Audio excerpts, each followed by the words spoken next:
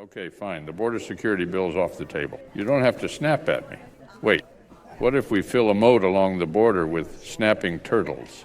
I can ask some of my distant relatives if they're available, but to be honest, I'm not sure if they're up to it. Personally, I just like to retreat back into my shell whenever there's drama like this going on. Oh, man. The internet never fails. Never fails. But we got to talk about Mitch McConnell today, who is said to step down. Announced that he is stepping down later this year, which is also something that I want to jump into as well. But yeah, we're going to dive into that a little bit because there's some things that I don't think many people are talking about. Like, share, comment, and hit that subscribe button if you are new.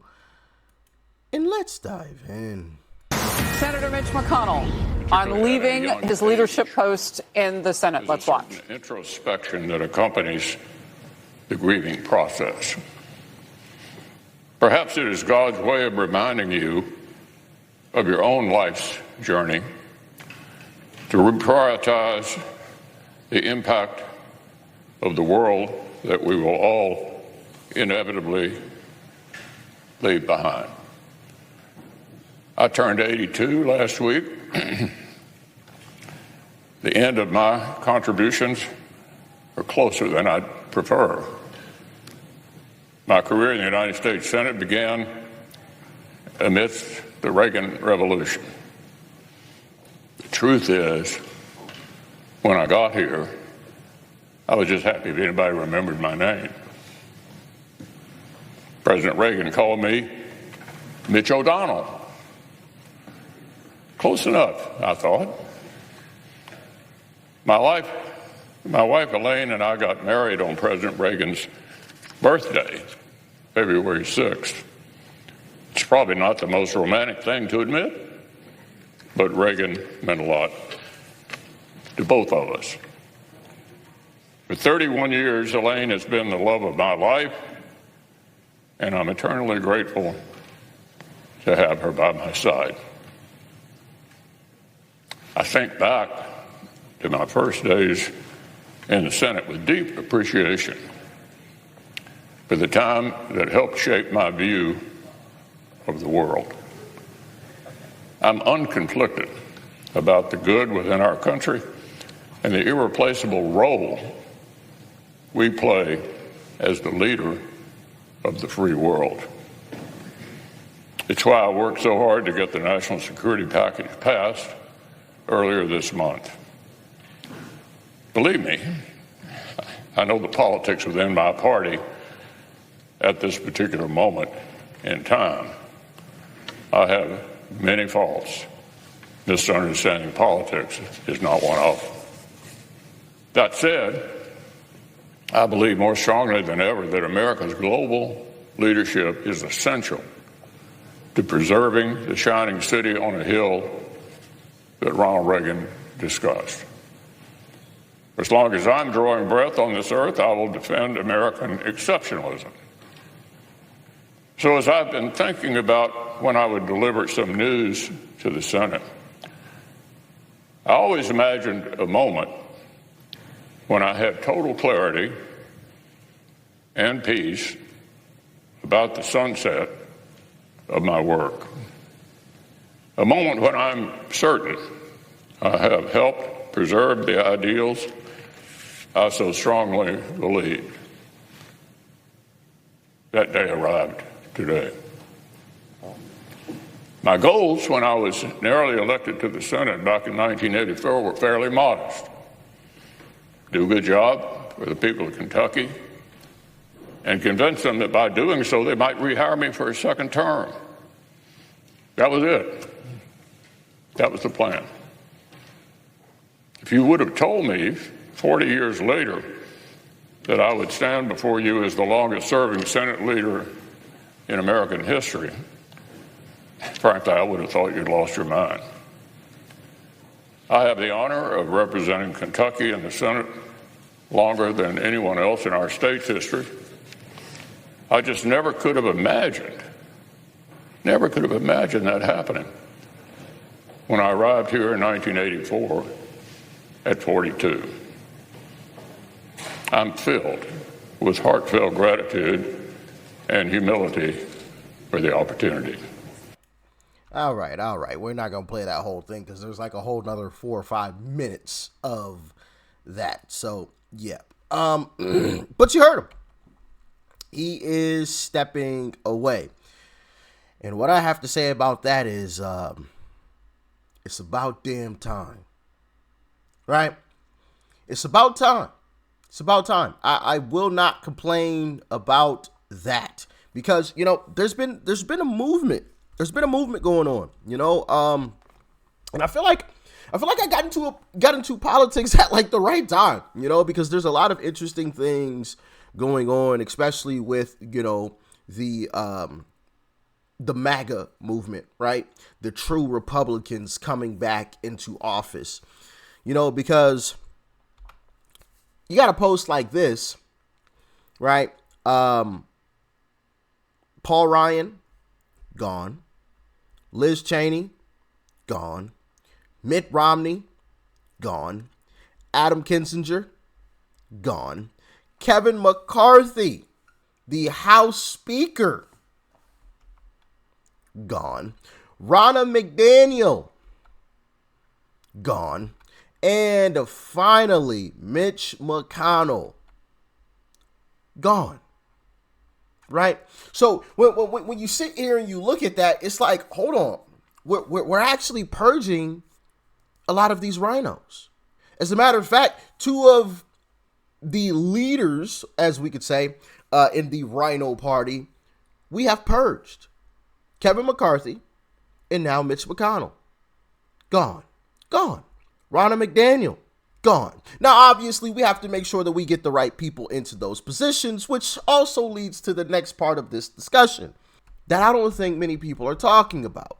And that is, we have to make sure somebody good takes over Mitch McConnell's spot, because we could get somebody worse. Now, there's speculation as to the leaders of, you know, the group of individuals who could possibly take over Mitch McConnell's spot. And it is the 3 Johns. Here they are. John Thune, who I had no clue who John Thune was for a really long time, right? I'm sure some of you knew exactly who he was. He's a senator from South Dakota. Well, allegedly from South Dakota. We can talk about that one a little bit deeper. Is he really from South Dakota? But he's the guy that always stands behind Mitch. As a matter of fact, I think he's actually in that first clip that I showed you guys. Yeah. This is John Thune. I was always like, who is this guy? Because he's always standing behind Mitch McConnell when Mitch does a speech. And Mitch McConnell, I don't know how tall he is, but he seems like a really short guy. But John Thune looks like a massive human being standing behind Mitch McConnell. But this is John Thune. This guy right here, that's John Thune. He's always standing behind Mitch. Always.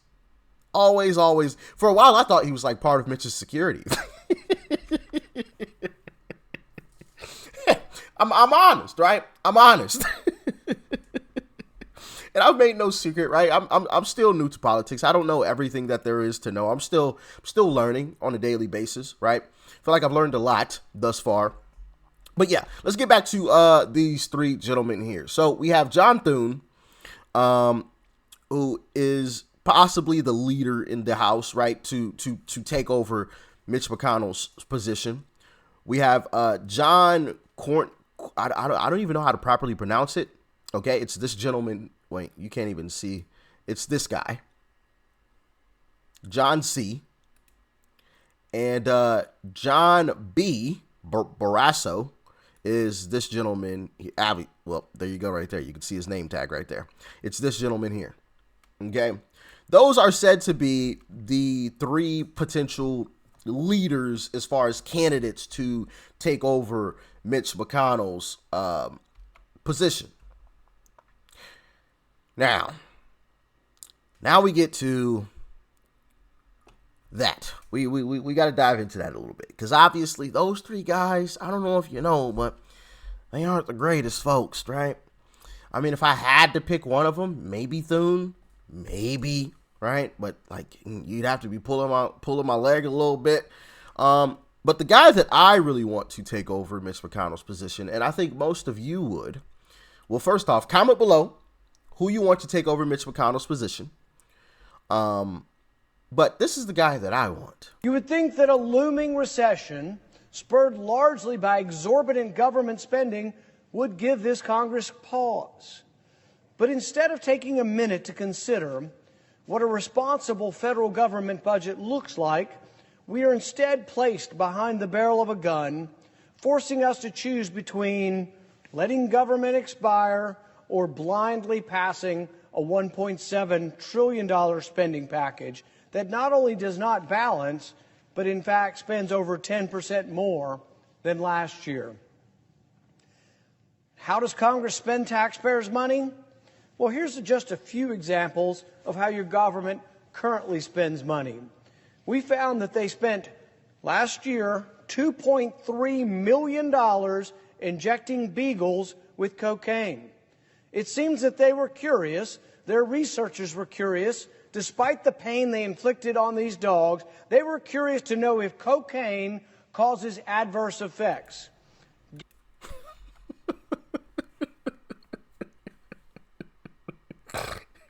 Yeah.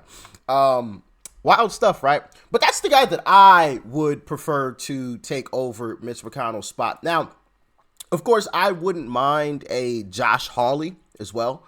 I highly doubt that he would even be considered even in the slightest of bit. But I'll take Rand Paul as my first option. Josh Hawley comes in at number 2. Maybe a Rick Scott, maybe somewhere in there, 3, 4, okay? But yeah, who would you guys like to take over that position? Because obviously Mitch McConnell is a guy that's not liked at all. Not liked even in the slightest bit. As a matter of fact, do you guys remember this? Check out this clip. I just told David Beck his introduction is longer than my speech. Elaine and I are really excited to be back at Fancy Farm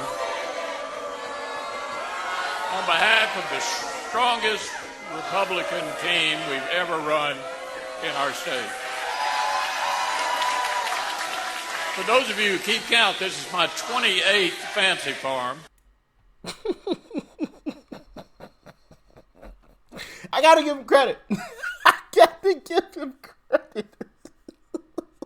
He continued to talk amidst all the boos and people yelling at him. Now, he did get a cheer once he said, like, the team of Republicans from Kentucky or whatever, but I will give him credit. He didn't miss a beat. He did skip a beat in that speech. He just kept it rolling. But,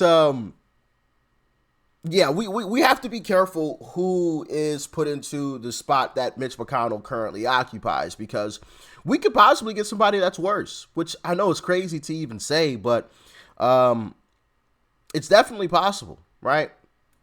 I fully expect, unless there's some surprise that none of us know anything about right now, that Joe Biden will be the next president. Strong words from U.S. Senator John Cornyn out of Texas. The Republican says former President Donald Trump can't win the 2024 general election for president. He also says the GOP needs to find a candidate who actually can. This was all in a call with Texas reporters. Cornyn saying, "I think President Trump's time has passed him by." And he adds, "I don't think President Trump understands that when you run in a general election, you got to appeal to voters beyond your base."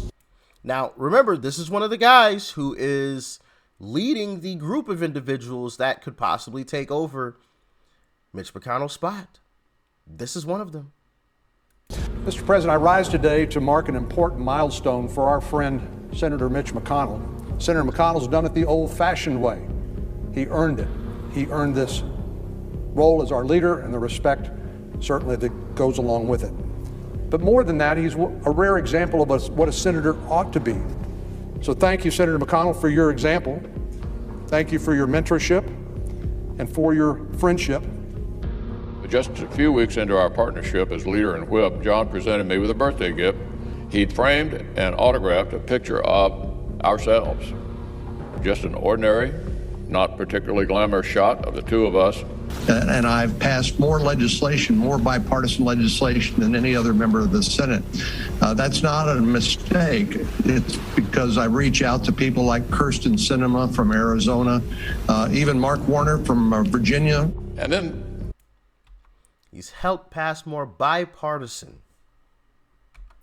How many bipartisan bills have the Democrats came over to Republicans to, hey, let's make a deal here, let's make a deal. Yeah, exactly. So yeah, we could get somebody that's worse. Which is the thing that I'm a little afraid of, right? Because if you guys remember, we had that big battle in the House after McCarthy was fired. And, we all wanted Jim Jordan. That got shoved to the side because of, some people got in their feelings. The establishment figured out that, hey, we wanted Jim Jordan, and so they weren't going to give us what we wanted. So I highly doubt Rand Paul is going to be the guy. If I'm being completely honest, I highly doubt Rand Paul is going to be the guy, simply because that's who most of us want. And the establishment is not going to give us what we want. I expect that, right? But hopefully we don't get someone that's worse. That's my thing. So, yeah, let me know what you guys think about all of this in the comment section below. Like, share, comment, and hit that subscribe button before you go. Peace and love. I'm out.